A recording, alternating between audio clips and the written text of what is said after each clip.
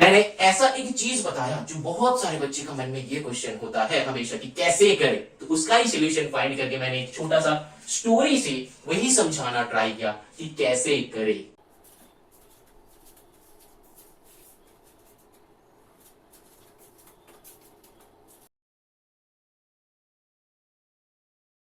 Hello everyone, कैसे तुम सब? आई थिंक सब बढ़िया हो, सब बढ़िया चल रहा है।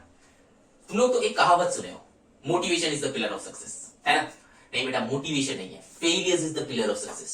जो बच्चे मैथ्स को लेके ये सोचते हो कि अरे मैथ्स मेरे से होता नहीं है तो साइड करके रख देते हैं, तो उन बच्चों के लिए ये वीडियो है। बेटा अगर तुम साइड करके रख दोगे ना तो तुम खुद ही साइड में चले जाओगे, क्योंकि वो सब्जेक्ट छोड़ के तुम अच्छा मार्क्स नहीं लेके आ पा सकते हो, अच्छा जगह पे नहीं पहुंच सकते हो। मैथ्स एक ऐसा सब्जेक्ट है जो हम लोग को बहुत ऊंचाई तक लेके जा सकता है। हम लोग का लाइफ के साथ मैथ्स जुड़ा हुआ है, जैसे कि हम लोग का लाइफ एक चीज के ऊपर डिपेंडेंट होता है जो कि है प्रॉफिट एंड लॉस। क्या करने में मेरा प्रॉफिट है, क्या करने में मेरा लॉस है, यही मैथ्स है। Calculation is maths. मतलब क्या है, मान लो कितना भी बड़े बड़े कंपनी में देख लो, वहां पे एक स्टैटिस्टिशियन होता है, वो भी मैथ्स रिलेटेड है, जो कि हाई पेड होता है। तो वहां पे क्या होता है, वहां पे वो लोगों का काम क्या है, प्रीवियस ईयर का क्या ग्रोथ था, कौन सा वाला प्रोडक्ट ज्यादा सेल हुआ, कौन सा वाला प्रोडक्ट कम सेल हुआ, तो प्रीवियस ईयर्स का स्टैटिस्टिक्स देख के आने वाला कल का स्टैटिस्टिक्स प्रेडिक्ट करके वो बताना उन लोगों का काम होता है। तो ये जो है एक हाई पेड जॉब है जहां पे पूरा का पूरा कैलकुलेशन बेस्ड होता है। तो मैथ्स को छोड़ के तुम कुछ कर नहीं सकते, तो हमेशा तुमको क्या करना चाहिए, ट्राई करना चाहिए। तो आज एक बंदे का बारे में हम बताना चाहेगा जो कि है हुंडई फाउंडर। नाम क्या है, चांग जू यंग। इनके बारे में हम बात करना चाहेंगे। इन्होंने क्या करा था, जीरो से चालू करके 1 लाख करोड़ का एक कंपनी खड़ा किया। कैसे किया, इसका लाइफ का क्या स्ट्रगल था, वही आज हम इस वीडियो में बताएंगे। देखो 1915 में बॉर्न हुआ है। वो क्या था, एक फार्मर था। बहुत ध्यान से समझना, बहुत अच्छे से समझना इसको। हम यहाँ पे क्या कहने जा रहे हैं, इस वीडियो के माध्यम से तुमको ये पता चलेगा कि फेल करने के बाद हम लोग को कैसे उठना है। कर रहे हैं, मार्क्स नहीं आ रहा है तो क्या करना है, कैसे समझोगे, कैसे क्लिक करोगे, कैसे एक एक पॉइंट्स को जोड़ के एक लाइन बनाओगे, वही दिखाना चाहते हैं। 1915 पे बॉर्न हुआ है, फार्मर था वो। फिर क्या करा, 1934 में लेबर का काम करने गया है। फार्मर था, उन्होंने सोचा कि अरे फार्मर से हम लोग का क्या ही हो जाएगा। फिर वो जाके फार्मर जो होते हैं ना, वो जब बेचने जाते हैं खाना, तो फिर वहां पे देखते हैं कि जो बंदे आते हैं खाना खा रहे हैं, लेकिन खाने का तो बहुत सारा कुछ है, लेकिन ऐसा तो नहीं है बहुत बड़े बड़े बंदे आ रहे हैं, उसके पास अच्छे कपड़े पहन के वो जा रहा है, लेकिन वहां पे वो देखा कि मेरे को भी ऐसा बनना है। फिर उन्होंने क्या करा, लेबर का काम करना चालू किया। फिर वो क्या किया, लेबर का काम कर रहा था, लेकिन बाई चांस कुछ काम की वजह से या फिर कुछ हुआ है, उसके वजह से उसको घर आना पड़ा। ठीक है, that is the bring back home, मतलब उसको घर लेके आ गया। अब क्या है, again gone for work after 6 month, मतलब 6 महीने वो घर में रहा, फार्मिंग का काम कर रहा था, लेकिन उसको पसंद नहीं आ रहा था फार्मिंग का काम। उसको करना क्या था, कुछ करना था ऐसा जहां पे वो ज्यादा अर्निंग कर पाए। तो वो क्या करा, gone for work after 6 months. अब वो क्या करने लगा, वो तो कंस्ट्रक्शन का काम, मतलब वो जो था लेबर का काम उसको नहीं मिलेगा, लेबर मतलब कंस्ट्रक्शन का काम कर रहा था।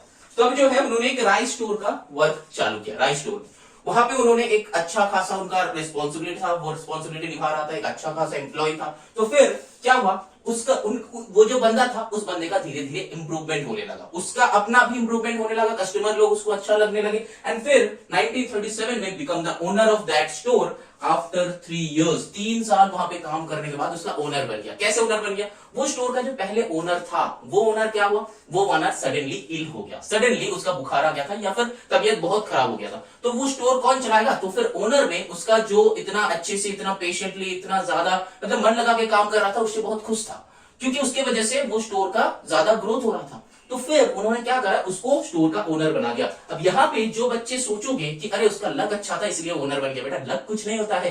किस लिए ओनर बना है, वो अपना जो मेहनत है, पूरा का पूरा मेहनत उसमें डाल रहा था, सब कुछ उसमें डाल रहा था, क्योंकि उसको क्या करना था, ज्यादा अर्निंग करना था। अब क्या हुआ, नेक्स्ट जो है वो टाइम जो था, वो टाइम में वर्ल्ड वॉर 2 का टाइम था। 1937 में वो ओनर बना, 2 साल मेहनत से काम किया। फिर वो वर्ल्ड वॉर 2 का टाइम था, वर्ल्ड वॉर 2 था 1939 से 1945 तक। फिर क्या करा, जापानीज ने वो जो है स्टोर जो है कैप्चर कर लिया। जापानीज वाले ने स्टोर को कैप्चर कर लिया। क्यों कैप्चर कर लिया, क्योंकि उन लोगों का जो वार हो रहा था, तो फिर वहां पे खाना लगेगा, तो वो स्टोर पे खाना बनाएगा, इसलिए वो कैप्चर कर लिया। अब बैक टू होम, अब सोचो क्या बताओगे। चालू किया, आगे चला, आगे चला, आगे चला, मतलब 24 25 तक एज तक यही वाला काम किया। मतलब वो जब ऐसा सोच रहा था कि हम सक्सेस के एकदम बीच है, यहाँ पे हम और कुछ कर सकते हैं और ग्रो कर सकते हैं, वहीं पे आके उसका खत्म, सब कुछ खत्म, एक झटके में खत्म। जो है बैक टू होम, कुछ नहीं है, जहां पे था वहीं पे आ गया।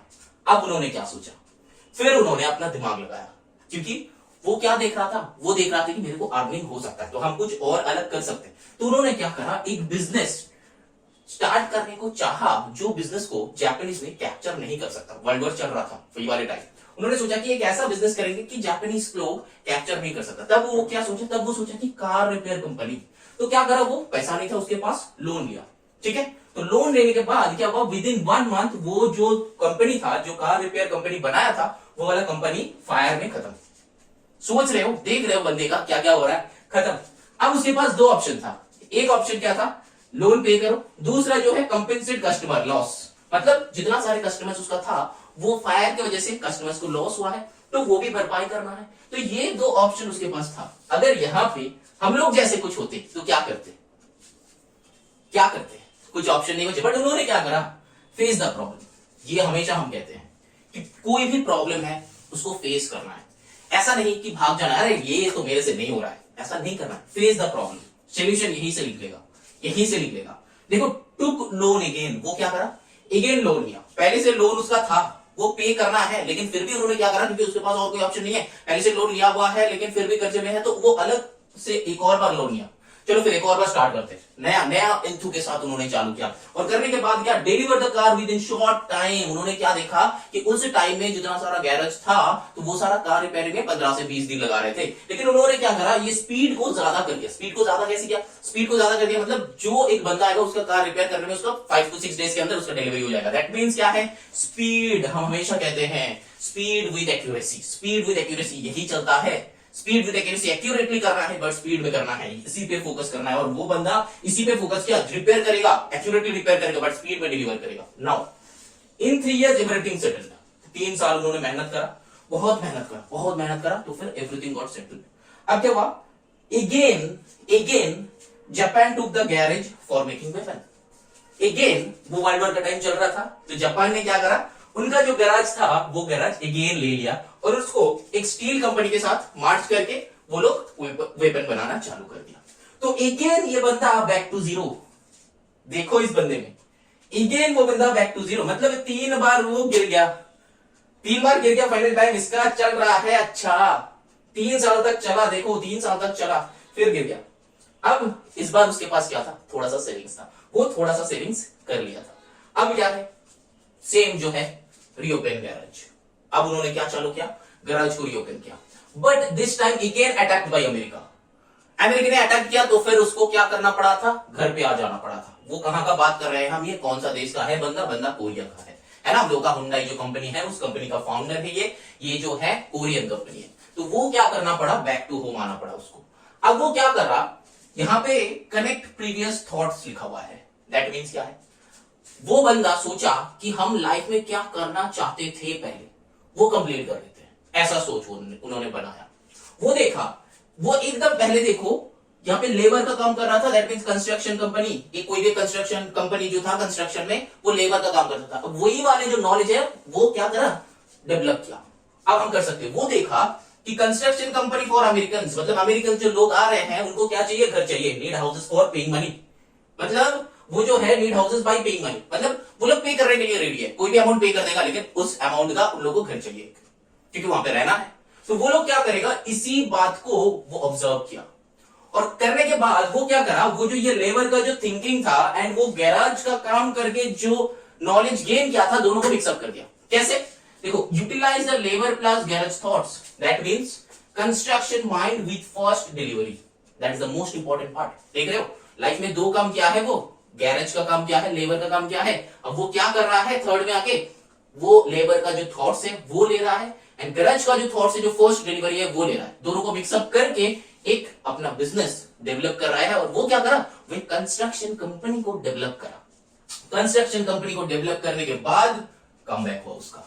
अब वो क्या करा, अमेरिकन के लिए, अमेरिकन के साथ उसका रिश्ता अच्छा होने लगा। क्यों, क्योंकि अमेरिकन पैसा दे रहा है, वो उसके लिए घर बना रहा है, घर बनाने के बाद सही टाइम पे डिलीवर कर रहा है, सब कुछ सही चल रहा है एंड कमबैक कर रहा है। एंड देन उसके बाद वो वार खत्म होने के बाद कोरियन गवर्नमेंट को भी रास्ता ठीक करना था, मतलब रोड जो है वो ठीक करना था, ब्रिजेस सही करना था, तो उसके लिए वही प्रोजेक्ट्स उसको मिलने लगे। तो फिर received projects after where for making roads and bridges, मतलब वो प्रोजेक्ट्स मिलने लगे। तो फिर मिलने के बाद ये अब उसका लाइफ का और कोई ऐसा ग्राफ नहीं आया, मतलब डिक्रीजिंग ग्राफ नहीं आया, हमेशा इंक्रीजिंग में ही चलता रहा, क्योंकि कोरियन गवर्नमेंट का सपोर्ट मिल गया। तो फिर ये रोड जो है वो मेक करा, ब्रिजेस जो है वो उन्होंने तैयार किया। अब जो है अब वो सेटिस्फाई नहीं था। क्यों नहीं था?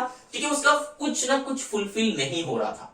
क्यों नहीं फुलफिल हो रहा था? वो जब बच्चा था, जब गैराज में काम करता था, तब उसके दिमाग में कुछ बात था जो कि वो सोचता था कि एक दिन हम कार बनाएगा। तो वही वाले थॉट को उन्होंने क्या करा, काम पे लगाया, और वही वाले थॉट से आज का ये जो होंडा का जो कार है, हम लोग का सारा जो कार देखते हो, ये सारा कार उन्हीं का थॉट से चालू हुआ था। वो तब एज था एट द एज ऑफ 50। तो समझ रहे हो, ये जो मैंने बताया, क्या बताया, एक बंदे का कहानी बताया जो कि एक फार्मर से चालू हुआ था, लेकिन एंड कहां पे हुआ, अपना जो प्रीवियस थॉट था, जो पहला थॉट था, उसी थॉट के ऊपर वो टिका हुआ था। ऐसा हम लोगों का बहुत सारे बच्चे का मन में थॉट है कि एक दिन हम बहुत कुछ बनेगा, लेकिन कैसे बनेगा वो वाला पाथ पता नहीं है। यहां पे मैंने यही कोशिश किया कि वो वाला पाथ तुमको सोचना है, तुमको चूज करना है, बट तुम्हारे पास पैसा नहीं है, तो तुम क्या करोगे? तुम्हारा अभी का काम क्या है? नॉलेज गेन करना। अभी 10 से लेके 20 इयर्स तक ना अपना नॉलेज जो है ये गेन करते रहो। अभी मतलब आज से 10-12 साल पहले क्या होता ना, नॉलेज गेन करने के लिए भी एक बुक चाहिए, तो वो बुक के लिए दुकान में जाके ऑर्डर देना पड़ता था, एंड वो बुक आता था 10-12 दिन बाद या फिर 15 दिन बाद, या फिर बुक का जो कॉस्ट है उससे 30-50 रुपए तक ज्यादा देके वो बुक खरीदना पड़ता था। लेकिन आज इस 2023 में ये नहीं है। तुमको ई बुक चाहिए तो ई बुक मिल जाएगा, फटाफट मिल जाएगा। इवन बुक का भी जरूरत नहीं है, कोई भी एक चीज का कुछ नॉलेज चाहिए तो फटाफट तुम गूगल पे सर्च करो तो तुमको वो नॉलेज मिल जाएगा। ये जो अभी चल रहा है, डिजिटल इंडिया हो रहा है ना, ये जो डिजिटाइज्ड थिंग है, इसको यूटिलाइज करो, यूटिलाइज करके अपना नॉलेज गेन करो। अभी जो तुम्हारा काम है ना, पढ़ाई करके तुमको क्या होना है, तुम्हारा जो काम है इस पे सक्सेस होना है। दैट मीन्स तुम्हारे पेरेंट्स जो चाहते हैं, क्या चाहते हैं, तुम्हारे ऊपर जो इन्वेस्टमेंट कर रहे हैं सारा का सारा, दैट मीन्स उन्होंने क्या चाहते हैं कि तुम रिस्पॉन्सिबल बनो, be the responsible one. Responsible कैसे बनते हैं, कैसे होते हैं, मतलब तुमको जो काम दिया गया है वो ढंग से करना है, वो सही तरीका से करना है। मतलब ऐसा नहीं कि पढ़ाई में मन नहीं है, नहीं करेंगे बेटा, वो तुम्हारा एक काम है। अगर पढ़ाई में सक्सेसफुल हो रहे हो तो बेटा लाइफ लॉन्ग तुमको पढ़ाई का यूटिलाइजेशन नहीं होता है, बस वो जो चीज से तुम गुजरते हो ना कि कुछ सीख के उसको इंप्लीमेंट करना, इस बात यही हम लोग को सिखाते हैं लाइफ लॉन्ग। ये जो हम लोग का 10 से 12 साल या फिर 20 साल का जो पढ़ाई का टेनियर है ना, इसमें हम क्या करते हैं, हमको क्या सिखाया जाता है, ये नहीं कि हिस्ट्री पढ़ना है, ज्योग्राफी पढ़ना है, मैथ्स पढ़ना है, ये सारा हम लोग का लाइफ लॉन्ग यूटिलाइज नहीं करना है। लाइफ लॉन्ग क्या यूटिलाइज करना है कि तुम कुछ नया सीख के उसको इंप्लीमेंट करो। यहां पे भी तुम अगर कुछ नया चीजें सीख रहे हो तो तुमको इंप्लीमेंट करना है, और इंप्लीमेंट कहां पे करोगे, एग्जाम में करना है। और एग्जाम में तुम्हारा मार्क्स जैसा आएगा, दैट मींस यहां से तुमको पता चलेगा कि तुम्हारा यूटिलाइजेशन कितना हुआ है। समझ में आ रहा है? मतलब क्या है, क्लास 7 में तुम हो कि क्लास 10 में तुम हो, तुमको हर साल नया चीज तुम्हारे दिमाग में इनपुट किया जाता है। तो नया चीज इनपुट करने के बाद तुम्हारा आउटपुट, दैट मींस रिजल्ट कैसा आता है। अगर हर साल इंप्रूव हो रहा है तो तुम्हारा अपना ग्रोथ हो रहा है। तो अपना ग्रोथ को देखो हमेशा, जो हम कहते हैं, और हमेशा एक बात पे अटल रहना जो है स्पीड विद एक्यूरेसी, और हमेशा दूसरा जो बात पे अटल रहना, फेलियर से हम लोग सक्सेस होते हैं, मोटिवेशन से कुछ नहीं होता है। तो मोटिवेशन इज नथिंग, बट तुमको ट्राई करना है, फेल हो जाओ। फेल मतलब क्या है, तुम्हारा जहां तक सोच है वहां तक तुम पहुंच नहीं पाए हो। मान लो कि तुमको टॉपर बनना है, मान लो कि तुमको मैथ्स में 100 और 100 लाना है, मान लो कि तुमको टॉप 10 में आना है, तो वहां तक तुम नहीं पहुंच पाए हो, तो दैट मींस तुम फेल किए हो। अगर वहां तक पहुंच जाते हो तो फिर उसके आगे का सोचो, अच्छा मेरा ये गोल था, मैंने अचीव कर लिया, अब आगे क्या करें, नया एक गोल सेट करो, उसके पीछे भागो। समझ रहे हो हम क्या बताना चाहते हैं? तो आज का वीडियो आई थिंक अच्छा लगेगा। ऐसा कुछ नहीं कि मैंने ऐसा एक चीज बताया जो बहुत सारे बच्चे का मन में ये क्वेश्चन होता है हमेशा कि कैसे करें, तो उसका ही सोल्यूशन फाइंड करके मैंने एक छोटा सा स्टोरी से वही समझाना ट्राई किया कि कैसे करें। Try and success. चलो आज का वीडियो यहां पे एंड करते हैं। टेक केयर, बाय बाय, अच्छा रहना, खुश रहना, और हमेशा दूसरों को सिखाने के लिए पढ़ाई क्या करो। जब दूसरों को सिखाने के लिए पढ़ाई करोगे तो देखना पढ़ाई में इंटरेस्ट आएगा, और किसी को सिखाने के लिए हम पढ़ रहे हैं ये सोच के ही अलग फील होगा, तो पढ़ाई में ऑटोमेटिकली मन आएगा। चलो फिर टेक केयर, बाय बाय, अच्छा रहना, खुश रहना, सीखते रहो, सिखाते रहो।